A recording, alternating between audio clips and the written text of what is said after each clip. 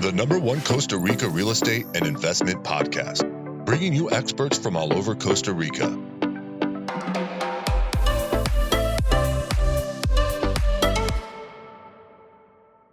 Good morning, guys, and welcome to episode 170 of Costa Rica Real Estate and Investments with me, your host, Richard Beckson. Today, we're going to be talking with Kimberly and Jason Ocana, originally from Florida, but are now making Costa Rica home and developing a retreat lodge here in Playa Grande, Costa Rica, called Ananda Lodge. So we should have that.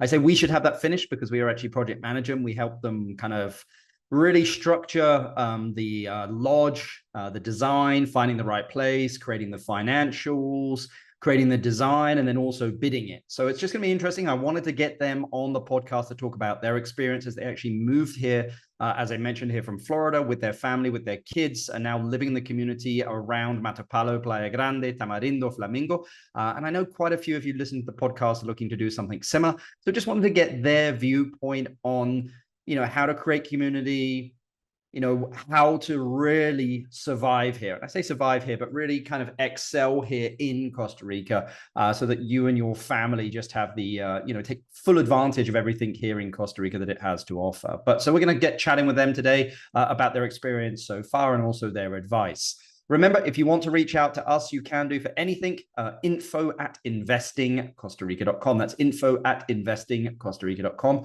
I know quite a few of you are already reaching out, already working with us on a variety of different projects. But I think it's just important that we educate you and give you perspective, and also a lot of the time provide the logic behind the emotion of investing here in Costa Rica. So remember, you can contact us there, but let's get straight into the podcast.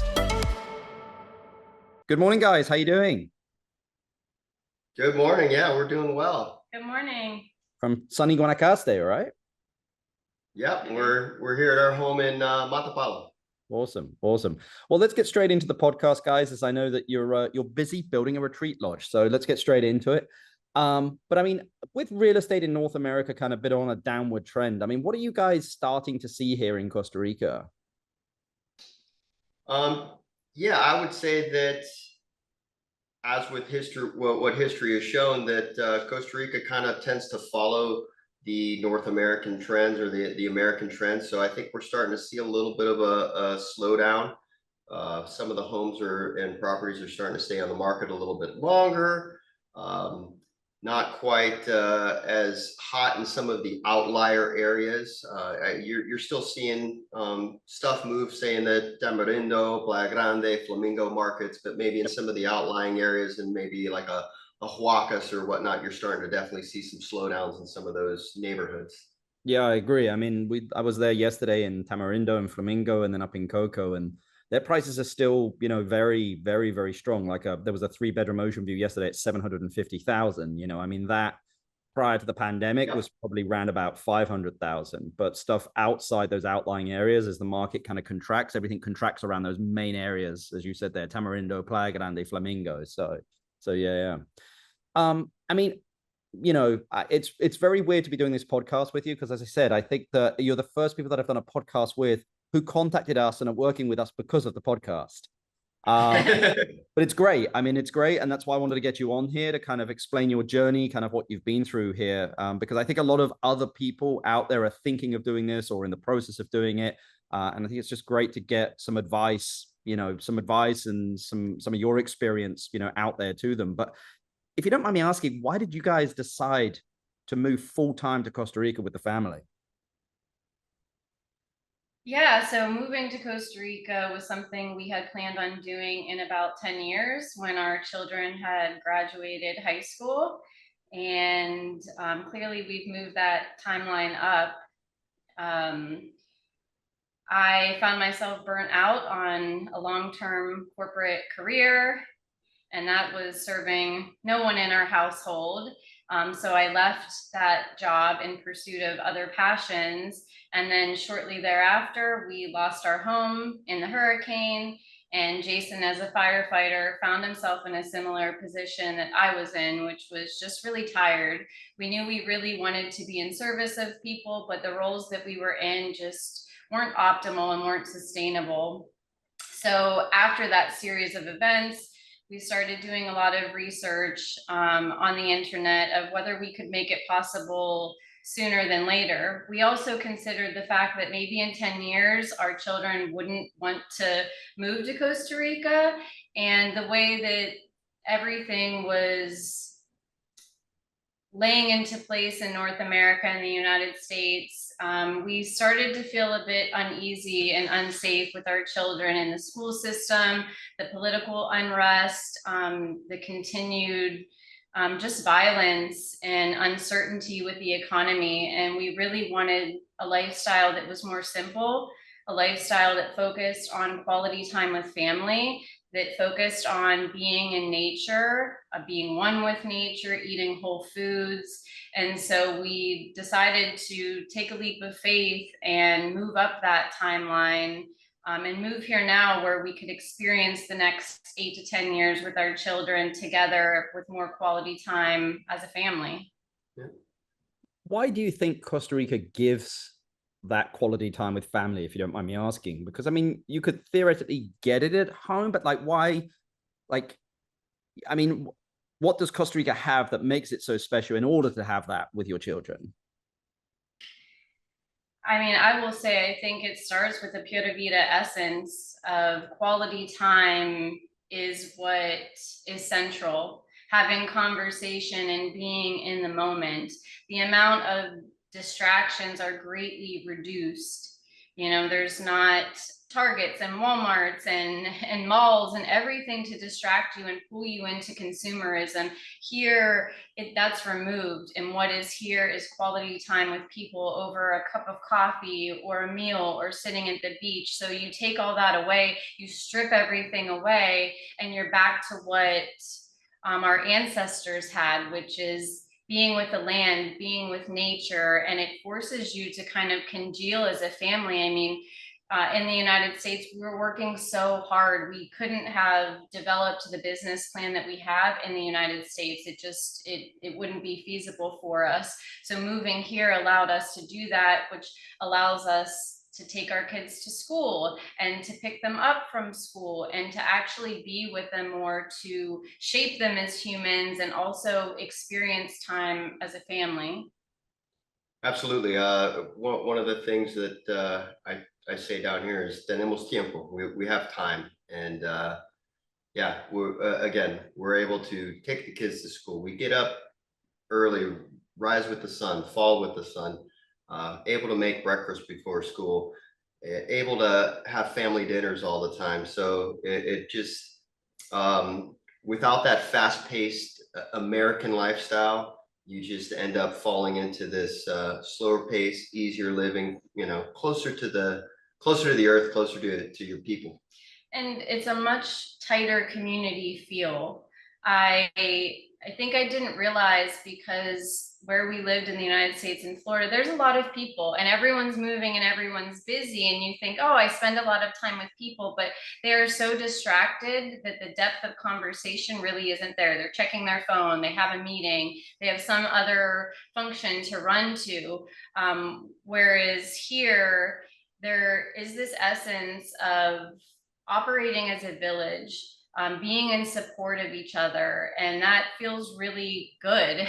I mean, it feels a little foreign at first, but it feels really nice to be in a real community and have that feeling of having support. Yeah, I mean, I think the biggest fear maybe is that when people move here is that, like, what about community, like friends, what about my kids? You know, I think that that's always the biggest thing, because usually where people are coming from, that they have somewhat of that community. And I remember talking to you guys about it, where I was like, guys, you will be overwhelmed by community when you come down here. Like, everybody is looking for community, especially expats, but also locals are so welcoming as well. So I mean, how easy, you know, was it to find a good school? How easy was it to create a community, and kind of what things did you guys do to create that? Because I think that that's really is the, you know, the center for most people's, you know, worries when coming to Costa Rica. Well, one of the reasons we chose this particular area in Guanaco is because there are a lot of good options for expats. There's a great expat community here. There's several great school options. We chose La Paz for our children. It's a very similar school to the school that they were attending in the United States, a lot of project-based learning, similar core values, small classroom size, which was all very important to us and our children's futures and educations.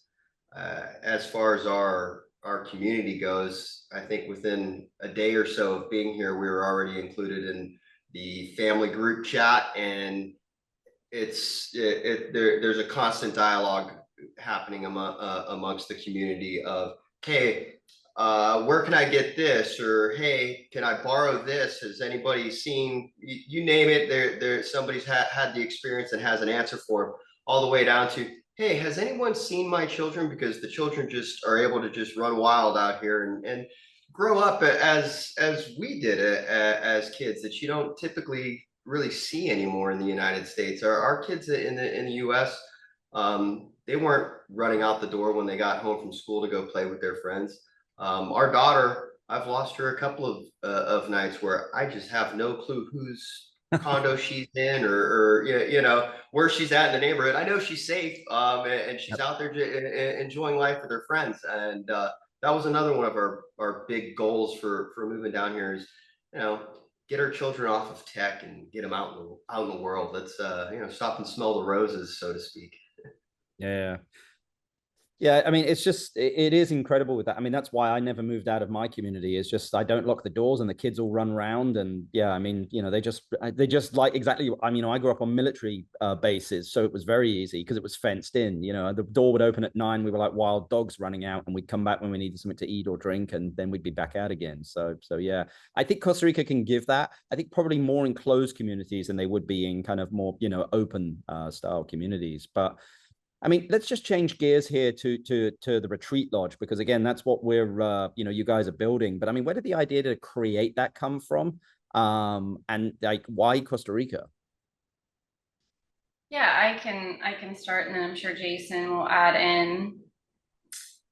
The idea of the retreat lodge came, it really was born out of a place of despair, a place of feeling overwhelmed with my life in corporate and the work that I was doing. I was very disconnected from my soul essence and was very sick. I was actually physically very sick for 9 months, and I didn't know why.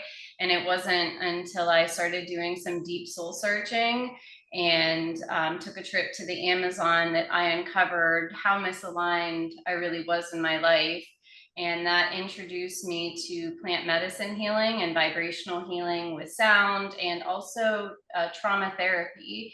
And so I started on this path after leaving corporate to really explore this whole new world of healing at the root that is so not available in Western medicine, especially in the US. It is illegal.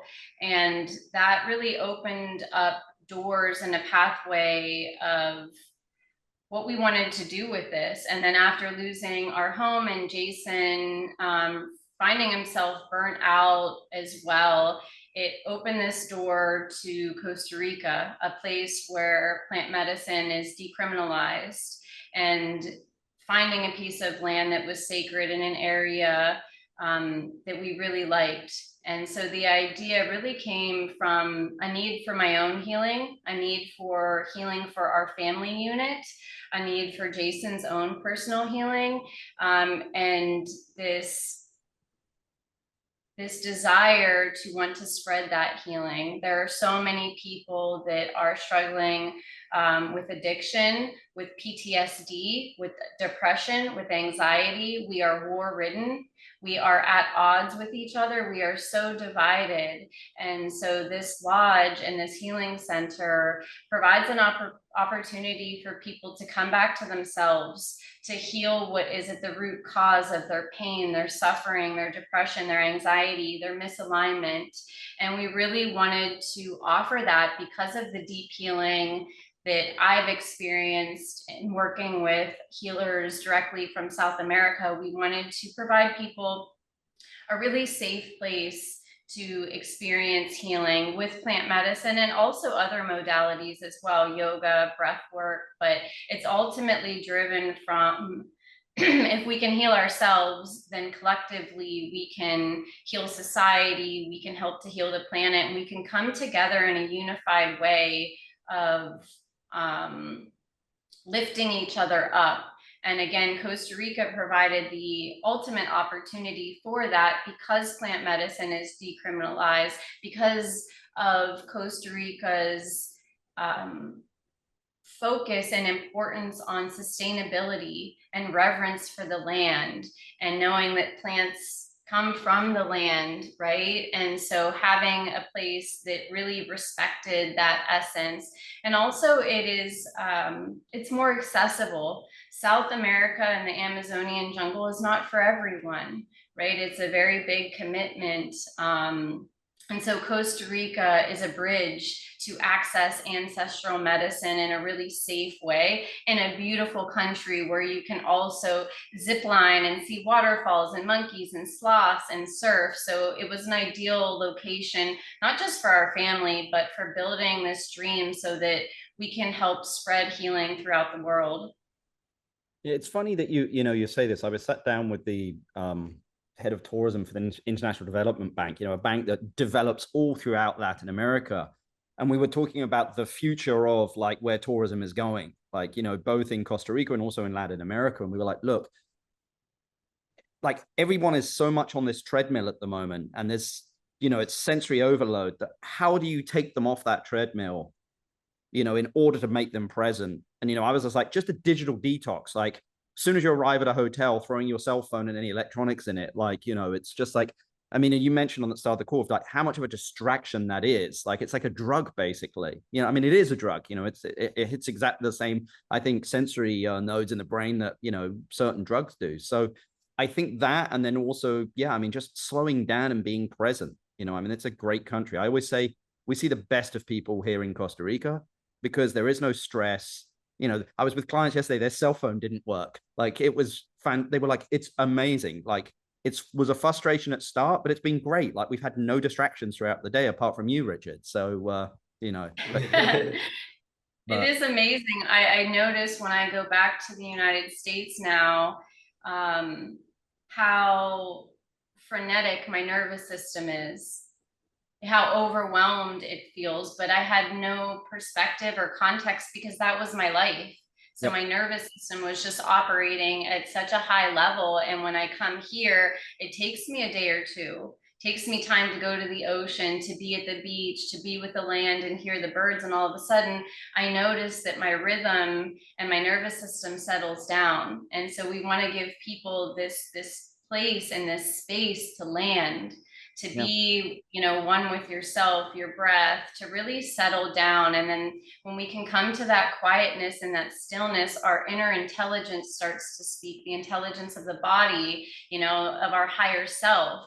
And that's where the healing happens, because we believe that we are each healers in our own right, and that our property in this land and the space and the setting that we provide helps to just bring that out for people. Yeah. I mean, how did you guys get started? I mean, you had this idea of like, look, we've kind of got this idea, this is the plan, but like, how even to get started? I mean, how did it start for you guys? Well, we've always been into real estate. Back in the States, I was flipping homes way back in the early 2000s. Upon meeting Kimberly and I, we've also done our fair share of real estate investment, and yep, she became a real estate agent as well. So we've always been in the property and development business, so to speak. Costa Rica, that is a place for myself. I took my first trip down here in the year 2000, going down surfing with buddies, and just absolutely fell in love with the land, the culture, the waves. Obviously, I mean, world-class waves all over the place. But as we developed as a family and the children got older, we decided to bring the family down and have the kids experience, and as well as Kimberly experience, Costa Rica and what it has to offer. And over several trips, we started coming down more often. We started coming down longer and longer. And it just kind of snowballed from there of, hey, I think we could really find ourselves living down here long term.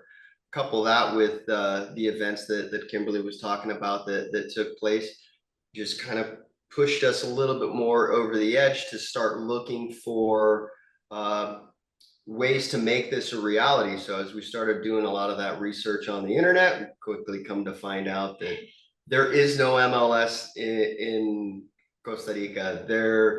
You're just looking at properties on a bunch of different websites, and there might not be up to date. So you may find a property that you really love, come to find out it actually got sold 6 months ago. It's no longer available on the market. So as we started doing this research and getting a bit more serious, we happened to run into this British bloke on the internet. And that's how we came to find you, Richard, at Invest in Costa Rica. And we developed this relationship with you, creating just a wonderful team. Without your team, we absolutely would not be where we are today. But from going down and meeting with you and Eric, looking at different properties, even at that point, we were unsure of what it was that we wanted. We were looking at hotels. We were looking at some mixed-use commercial / residential properties, as well as raw land. And ultimately, we decided that none of those exactly fit the bill of what we were looking for. And we landed in this beautiful property up in the Playa Grande area and decided, hey, let's just build from scratch, which that's where we are right now. Yeah, and I'll say, for me, I didn't want to just run a business in Costa Rica. I didn't want to find myself in the same position that I was in the United States, just running a business, running the books, needing to make money. It needed to have sole purpose. And I was really grateful that we were able to see so many different options that allowed it to be clear that creating something from the ground up was the best choice.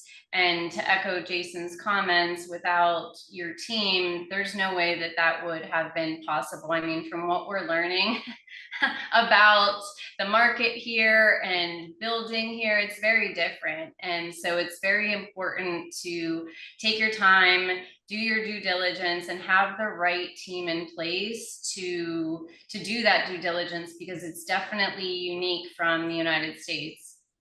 Yeah, I'm sure that you guys have heard it of like these, disaster construction things that take forever, or like, the construction guy goes missing or takes some of the money, those kind of things. I mean, it happens left, right, and center here. And I'm like, sometimes I don't know what happens if people seem to drink a cocktail and then like, all the stuff that they would do in the US just goes out the window here of like, I just gave the guy 50%, or hey, at 12 months when my house wasn't finished, he said he'd get it done in a month. It was like, look, it's just got walls on it. Like there's no way it's going to be done kind of within that month. So yeah, I mean, I agree. Costa Rica you just need great advisors here, and to put together a great team. And especially if you're doing something commercially here, the market is just so different. I was meeting with a Peruvian hotelier the other day, and I was like, this is how the market works here. He was like, that's so different than Peru. I was like, every country is different. Panama is different than Costa Rica, which is different than Nicaragua, different than Guatemala with regards to agencies, where the business comes from, how taxes work. Yeah, I mean, it's a chainsaw juggling act, as I like to say. But I mean, what advice do you have for people, looking to invest in Costa Rica or doing something similar? It's not for the faint of heart, we will say. Like we just got done saying, there is a. Well, excuse me? You skipped a few heartbeats, no, during the process?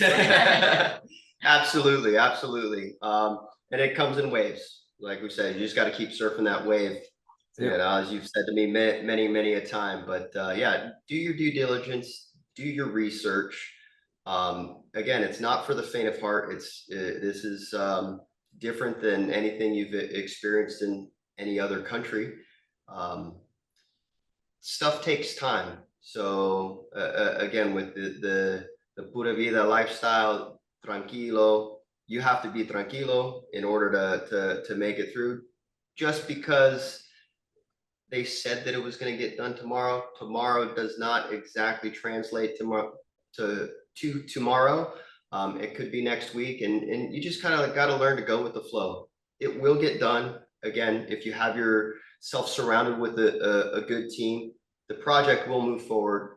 the project will get done. You just need to have that team in place to help move that process along. And Costa Rica is a beautiful place to invest. I mean, I hope that more people invest with the intention of being one with the essence here, and not trying to fight the current, but be with the current, the tranquilo, because it is beautiful here. You just can't bring what your customs were in your country of origin and put them here, because it doesn't work. So you just have to, like Jason said, have a really good team that knows how to operate well in Costa Rica, that has relationships and networks, and that can guide you through it, because doing it alone, we have heard so many horror stories just from being here of people in our community that have lost $50,000, have lost their deposits, have had subpar construction done, and they still want to live here, but you do need to know what you're getting into. Yeah, I mean, I agree. This is, look, it can be, you've got two ways to do it. It can be easy or it can be hard. You know, so just surround yourself with the right people and it'll be easier, put it that way, because there is no easy thing in Costa Rica, but that's the beauty of it. You know, I like to say it has a natural filter, because if it was really easy, everyone would be doing it. But because it's a little bit more difficult, only the people that really want to do it get it done. Absolutely. And you have to come down here with the mindset of, hey, it's going to be different. You can't go down, if you're from the US, with that US mentality of I'm going to do it like this because this is how it's done in the US and this is the right way to do it. If you're that fish trying to swim upstream, it's just a matter of time before you're going to end up packing up and heading out. You have to learn to just go with the flow. You'll lose all your hair if you try to go against that current. You just go with the flow. It will get done, and just embrace the pura vida. I agree. Well, my last question for you, which I love to ask anyone, and as I mentioned, you know, in the intro, this will be the first part of a variety of different podcasts I'd love to do with you guys as we go through the process. I mean, you've got masonry walls up at the moment, so I'd love to go, you know, as we start to get a roof on, you know, and then as you start to kind of formulate more of, I know that Ananda Lodge and you know, has its website up and ready, so I'll put that in the description down below so people can see it. But if you guys inherited $500,000 and had to invest into a business or real estate in Costa Rica, what would you invest it in?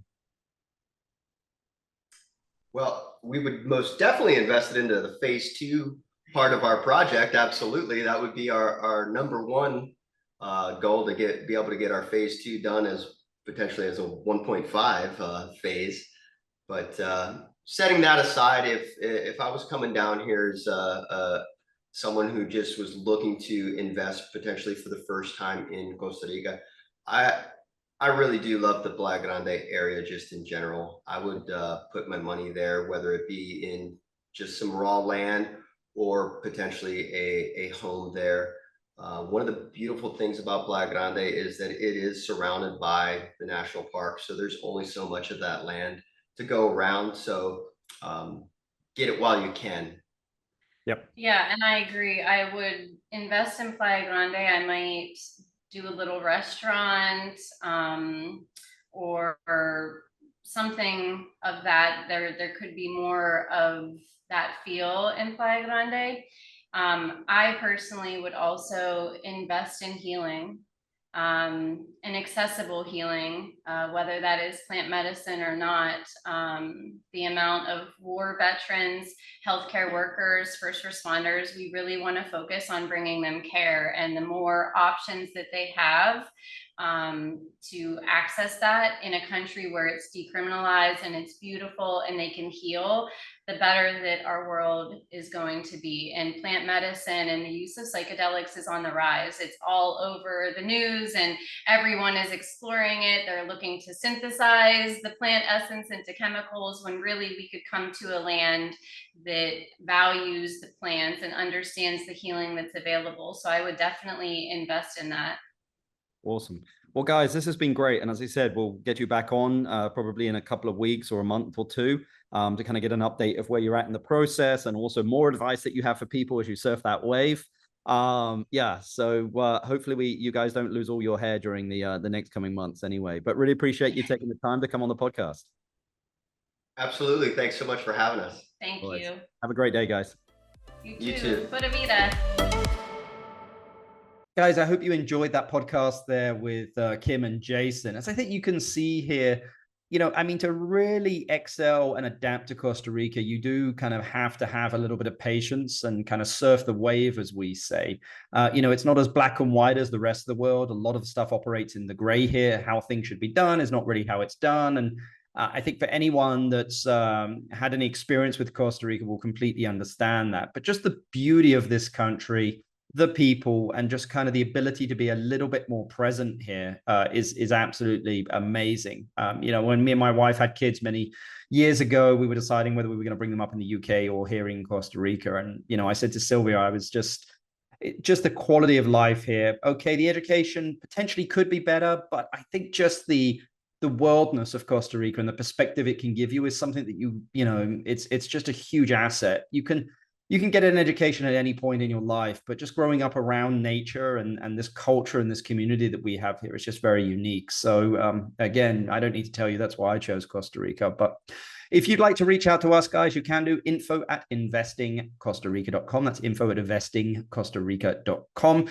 Remember, we're here to help with anything that you are trying to do or thinking of doing here in Costa Rica. I think for anyone that's worked with us or worked with me knows I'm very direct. A lot of people are like, wow, Rich, you're a lot more direct in real life. And I said, I kind of like, let's not beat around the bush. If you're trying to do something that I think is a little bit crazy, I'll let you know. If I think it's something that I don't know about, I'll let you know that as well. You'll quite often hear me say, I don't know. So, but I always find you the answer or find you the contact. So remember, info@investingcostarica.com. If you've enjoyed this podcast, guys, please give us 5 stars, pass the pod, share it with people that that might be interested in Costa Rica. I know there's quite a few episodes now there at 170. But again, it's I'm trying to catch up with Joe Rogan, only a couple of thousand more to go. So, but yeah, thanks very much for all your support, guys, listening to the podcast. We'll catch you next time. Bye. The #1 Costa Rica real estate and investment podcast, bringing you experts from all over Costa Rica.